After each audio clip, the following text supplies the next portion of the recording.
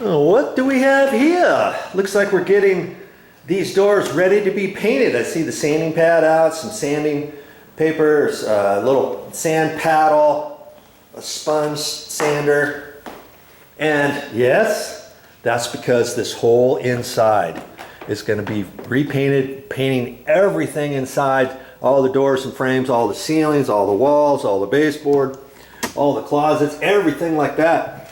And when you get ready to do some painting, the best thing I could suggest is to take everything down and not have to paint around stuff. Here we had some track lights. I took those down. I thought, well, I'll just take the heads out and paint around the rest. Then you got to get up there with the paintbrush and cut in around there and make sure you don't get paint all over the place.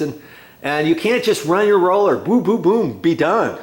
You know, I took the ceiling fan down. Yeah, took the whole ceiling fan down. Sometimes I've seen people that you can leave the ceiling fan up. In fact, I've done some jobs with leaving the ceiling fan up and just taking the top trim, sliding the top trim down. Then you got to mess around with making sure you don't get any paint drips down on top of the top edge of your ceiling fan or the top side of your ceiling fan blades. And then you still have to be careful around there and cut in and all that. Now, and because this place is this condo is 15 years old, I know the ceiling fan has never come down before, so that was a good time. Mommy says, yeah, go ahead and take it down, and before we put it back up, I'll clean it. So she's got everything cleaned on everything, and you notice there's nothing down on the floors. Where did everything go? Well, I'll show you that in a minute. Okay, we took all the cover plates off, the light switches, the duplex outlets, even the coaxial cable cover plates I took out, and phone cover plates. I've taken the phone cover plate out, but see, I can leave it like that, or I can put masking tape on it, and then I'll run it sideways in there, okay? Because there's no way I'm going to disconnect all that, right?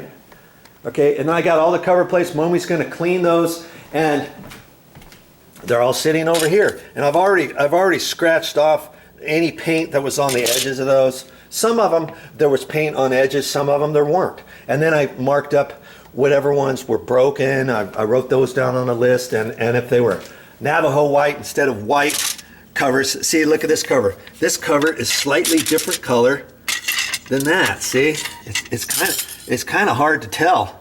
But if I want to change that, now's my time to write it down on the list and get a white one. And I might just do that. And anyways, when she gets all done with that, I'll put everything in the cupboards. And as for the cupboards, I just stacked everything down in here. I'm trying to do this with one hand. Oh, good grief. There. Let's just take this top one off. This is my garbage can. And see, I just stacked everything in here. There's my ceiling fan. Here's an exhaust fan cover. Here's my light fixtures, my glass, and all that kind of good stuff. I've got that stacked in there because, see, yeah, I even took the can light trim off, and then I put the bulbs back in so I can still operate the bulbs right now. But later on I won't, because I'll have masking tape over that. But for the time being, it was fine. Okay, there was another light there. Here's some can lights that were here, and on all the doors and frames, obviously I had to take all the hinges off, all the strike plates, all the latches. And before I did that, I checked to make sure that the doors were opening and closing properly. This door was warped, and whoever installed it, they installed it with the warp in it, and so they adjusted the door stop. And I went around, I thought, forget that. This door was hanging in about 5/16 in as you closed it, and it was sticking out about 5/16. Well, I readjusted that. I've made a video of that you can find that under doors. Okay, and in the bathrooms, I've taken the lights down, and I'll take the mirror out. It's real easy to take the mirror out. There's just a little edge on there. You just lift it up on that. Took the cover of this off. The exhaust fan. I even took the inside of the exhaust fan out because that hadn't been taken out and dusted on the inside with a little toothbrush and stuff, and got all that kind of stuff out. And it still runs kind of rough, But on the inside section of most exhaust fans, you can take that down. Did you know that? And take that to the store, and you might be able to get the same exact size to fit back in there. Or if not, you can just do the motor. And if the motor assembly is the same, then you can take just the motor section off of this and put that back on, put the existing innards back in there and screw it in there, and then your fan is all nice. Because that thing's 15 years old. When you turn it on, it might run loud or it might run rough. Here you can kind of hear it rumble a little bit, and it might be because the motor needs to be replaced. Okay, so anyways, here's some more cans and any sort of adjustable shelves. I took those out, marked them, figured out exactly where they're going to go, and I still have to take the vertical blinds down. I took all the individual slats down, and I've got them here. And when I get ready to paint, I'll slide these out into the garage, or I'll take those and slide them down there. When I get done with this ceiling, I have to slide them back over here. I don't really have much room for storage, and I'm gonna have doors set up in the garage, and maybe I don't want to set those out in the garage, but see, I still have this top trim piece to take down. I don't want to leave that up there, because then you have to cut in around it. You have to make sure you're real careful about all that kind of stuff. And plus, this is installed crooked. This edge needs to be lowered down. I'll readjust that and do all that when I get all done. So I still have that to take down. And what did I do? What did I do up here? There was wall sconces. These were all wall sconces. So instead of just taking the trim down, take the whole thing down. You know, I even took the little divider piece that was on here, because it almost comes to the edge of where it was painted. So I took that down too. And you see, I had all the interior adjustable closet shelving was that white plastic wired stuff. I just stacked it in there, because eventually I'm going to paint in here where the washer and dryer is, but I'm not going to do that. When I first do everything, I'm going to paint everything, get all the closets painted and all that kind of stuff. And then when I'm done with all that, then I'll take this, set it into each closet where they go, and I marked down where each thing goes and the height and all that kind of stuff.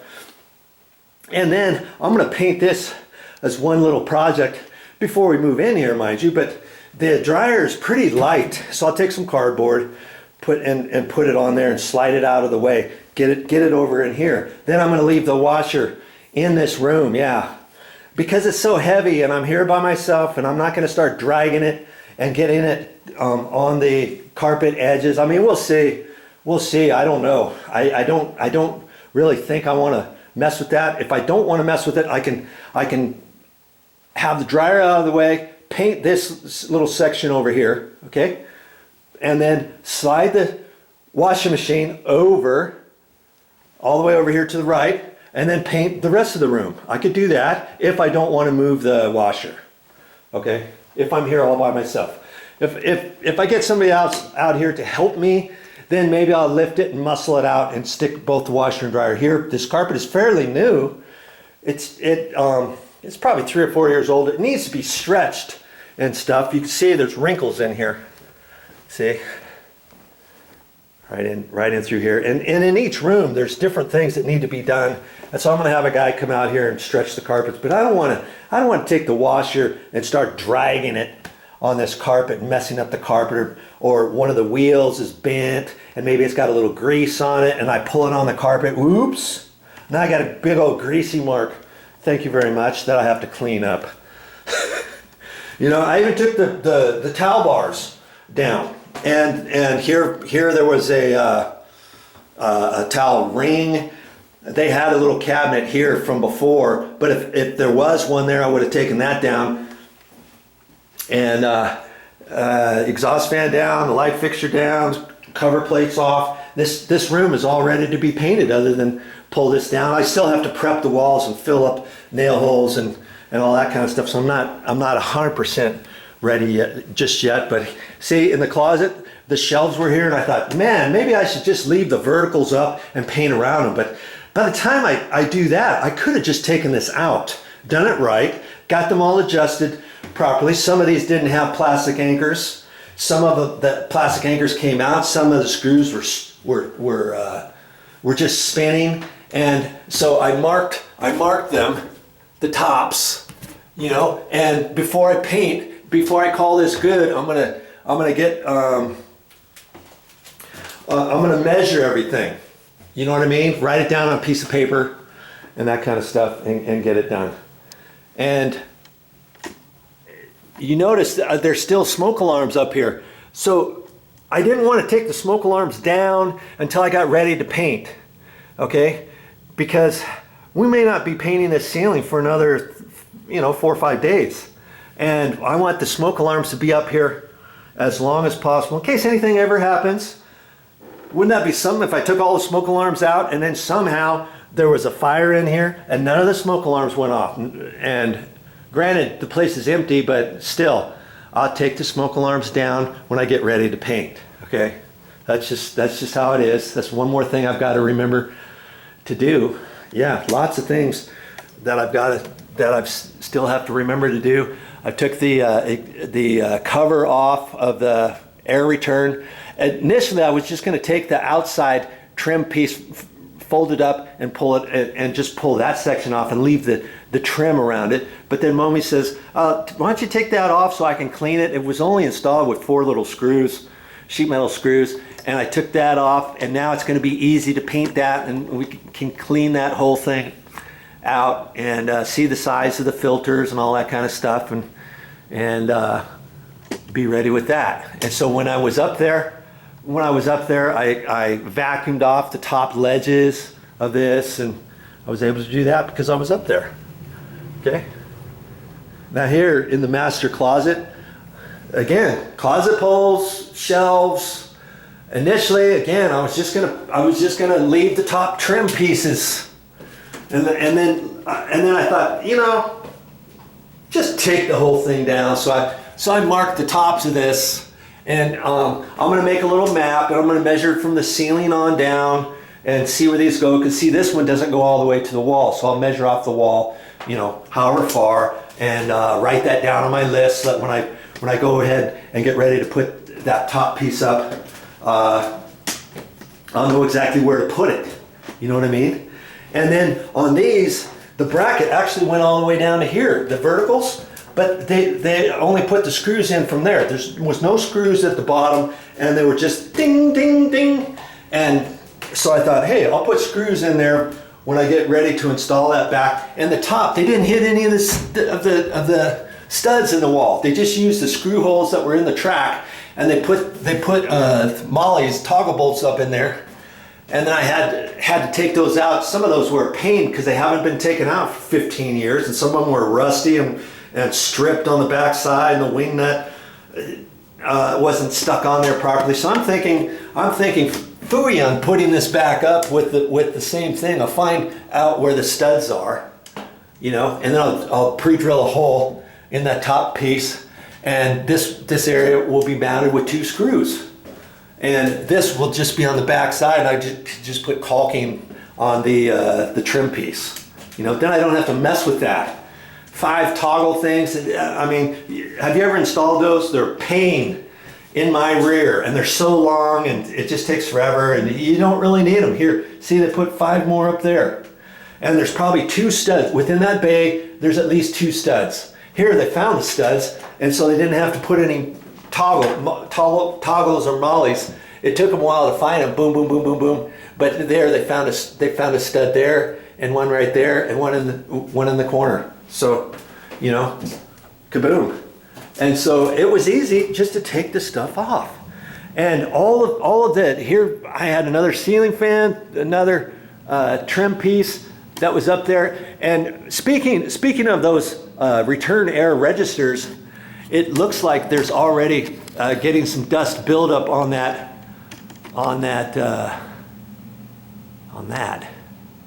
Not too bad. But you want to leave those in Okay, so I took the trim off and then I just popped that back in there. That one was snug. The other one was kind of loose, so I put a sheetrock screw in there, sticking way down, so when the heater turns off, that doesn't just flop out. Okay, but it's best to leave those in during construction, because you're gonna have all the dust. I'm gonna wipe down all these ceilings. I wiped down the top of that, vacuumed all that. I'm gonna wipe down the walls and all that kind of stuff before I paint. And all that dust, when you turn the heater on, all the dust in the air filters right through there, and it goes right to your air conditioner. Okay, that's why you got the filter. So leave the filter up there during construction. When we're all done, before I install that trim piece, we'll have new filters to be put in there. Okay, and so yeah, I took the trim out here. Here's the light fixture, the towel bar area, the towel ring, and in here they have a medicine cabinet. Okay, it's a pain to paint around these without getting it on the trim, without getting it on the mirror, and see on this backside, it's hard to see that. You can see it through this mirror here, right? But it's hard to get up in there, and then if you get some on there, you think, who cares if you get some paint on there? I care, because I'm gonna see it on the mirror. Do you see what I'm saying? And so I thought, well, this medicine cabinet is only installed with 4 screws. Here's one down here, here's one up here, and then there's 2 at the same place on this side. Okay, I'm just going to take those out. And these happen to be little plastic shelves. Make sure if you got glass shelves, you take the glass shelves out first before you take this out. I'm still going to have to be careful with this, and then when I store this somewhere, I'm going to have to be real careful with that, because I don't want this edge to get chipped up, because I was trying to do myself a favor by taking this out. Now I've cracked the edge because I set it down somewhere. Somebody marked it or something. Now I have to get a new one that matches this other one. So you try to do that, go to the store, and sometimes you can't find it. Okay, so that's something else I'll take down. And see, I just put all here's my shelf brackets. This is the register for the heat and air. I just took it down. Some people paint around it, but I took it down because it's only attached with 2 screws, and that way Mommy could clean all that out. And same thing with the exhaust fan covers and all that kind of stuff. She could clean all that stuff out. And I've got more. See, I've got more lighting stuff in there. And then here were my my wall sconces. I've got 4 of them there. Here's all my parts to the wall sconces, right there. Here's that heat ventilite. That's right up here. Okay, and I've got some mounting screws. I've got some different screws over there, and you just try to put everything away. See this? I had everything stacked out here. Well, I need it out of the way so I can paint, so I don't have to walk around stuff. I still have to take this light or this blind down, because I want to take that out so I can finish wiping down the walls. And see, the caulking was loose in certain areas, so I've already gone around here, and I still have to do that up in there. And I want this thing out of the way, so there's just some clips in different locations, and this still looks good. It's the right color. It works 99% of the time. That blind is going to be left staying up anyways, right? And so we're probably going to go ahead and keep that, but I'm going to take it down before I paint.